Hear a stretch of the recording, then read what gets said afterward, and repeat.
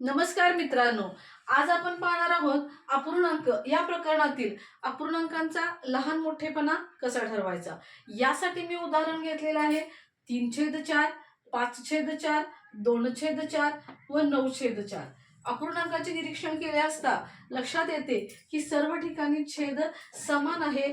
अशा वेळेला अपूर्णांक ओळखण्यासाठी एक ट्रिक्स आहे। ज्या अपूर्णांकाचा अंश मोठा असतो तो अपूर्णांक सर्वात मोठा असतो व ज्या अपूर्णांकाचा अंश सर्वात लहान असतो तो अपूर्णांक सर्वात लहान असतो। मग या ठिकाणी सर्वात मोठा अंश आहे 9, म्हणजे 9/4 हा सर्वात मोठा अपूर्णांक आहे। तर अंश 2 हा सर्वात लहान आहे, म्हणून 2/4 हा सर्वात लहान अपूर्णांक आहे। या ठिकाणी आपण बघणार आहे दुसरी ट्रिक्स। ज्या वेळेला अंश समान असतात त्यावेळेला अपूर्णांकातील लहान मोठेपणा कसा ओळखायचा।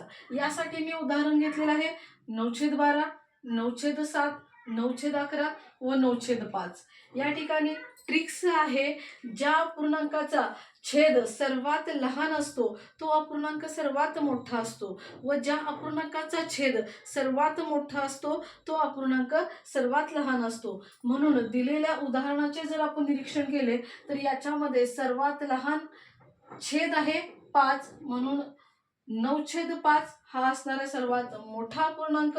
तर सर्वात छेद मोठा आहे 12, म्हणून सर्वात लहान अपूर्णांक असणार आहे 9/12। या ठिकाणी मी उदाहरण घेतलेलं आहे 7/15, 11/15, 13/15 व 17/15। या उदाहरणातील लहान अपूर्णांक तुम्ही मला कमेंट करून सांगायचं आहे। त्याचप्रमाणे दुसरं उदाहरण घेतलेलं आहे 11/3, 11/5, 11/9 व 11/13। या उदाहरणातील मोठा अपूर्णांक तुम्ही मला कमेंट करून सांगायचे आहे।